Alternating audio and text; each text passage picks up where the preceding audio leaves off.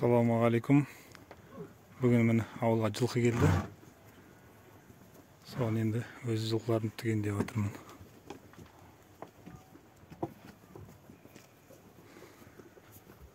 Мына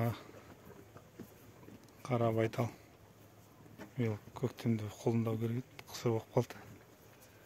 Күйі қалай екен. Қазір сіздерге айғырды көрсетейін.